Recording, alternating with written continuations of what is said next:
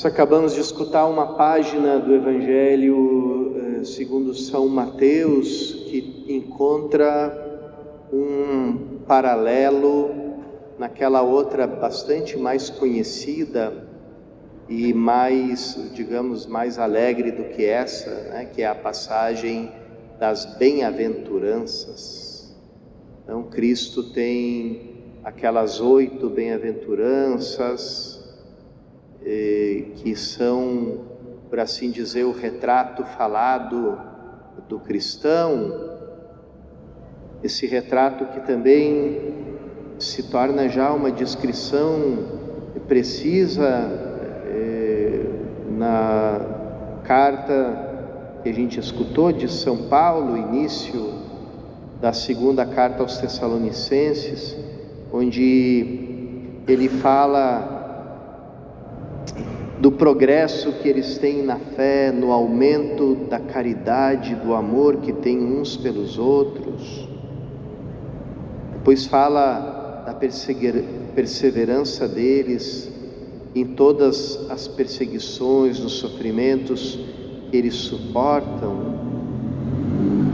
E aqui é praticamente uma repetição das bem-aventuranças, né? Diz que esses sofrimentos suportados com perseverança, com fé, dentro da caridade, dentro da alegria, eles são um sinal, né, do reino de Deus.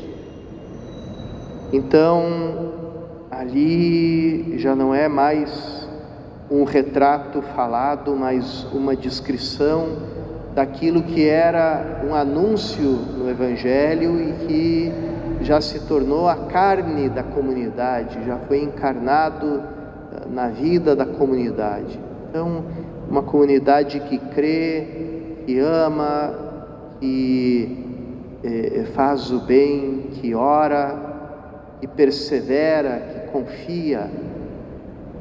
E todas essas coisas que são o fruto próprio da vida do Espírito na vida de uma pessoa,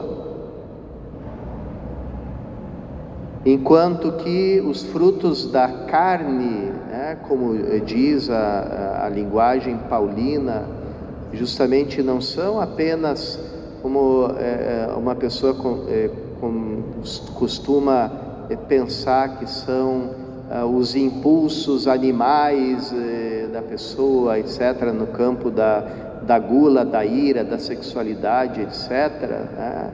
Mas também São Paulo coloca como obra da carne esse legalismo que Cristo condena com palavras tão duras, né? Se viver segundo a lógica da lei, porque você substitui o Espírito Santo pela lei da escravidão, quando São Paulo dizia claramente que a lei era um pedagogo que nos preparava, que nos levava até Cristo.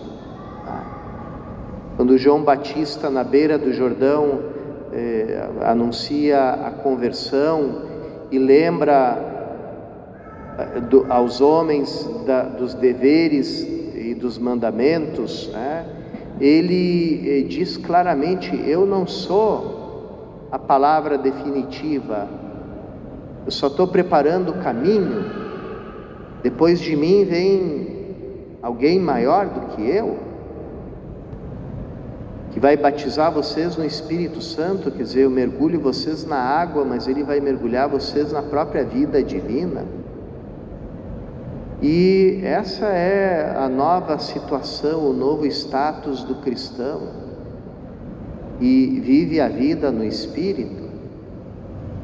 Então, para São Paulo, por isso que São Paulo ficava horrorizado quando ele encontrava alguma comunidade que ele já tinha evangelizado e chegava de volta depois de uns anos e encontrava aquela comunidade entregue ao legalismo próprio dos fariseus.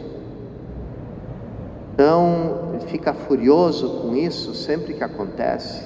Para os Gálatas ele diz: Gálatas insensatos, Vocês começaram pelo Espírito e estão terminando na carne, porque para ele a vida segundo a lei, a lógica da lei, também era uma manifestação da carne, ou seja, daquela vida escravizada, escravizante. As palavras que a gente acabou de escutar do Evangelho de Mateus, ele está fazendo não somente uma condenação aos fariseus, mas está manifestando o limite daquele Antigo Testamento, daquela antiga aliança que estava para ser superada pela nova e eterna aliança, pelo Novo Testamento, onde a vida própria do cristão é a vida segundo o Espírito, né? Dentro de uma mesma comunidade católica, dentro de uma mesma paróquia, é interessante que a gente encontra essas três formas de relação com Deus, né? Aquela própria do paganismo, que é a troca de favores com Deus, né? Eu cumpro meus deveres religiosos, eu espero em troca que você me dê prosperidade na minha vida, etc, etc, né? Aquela forma própria do pagão.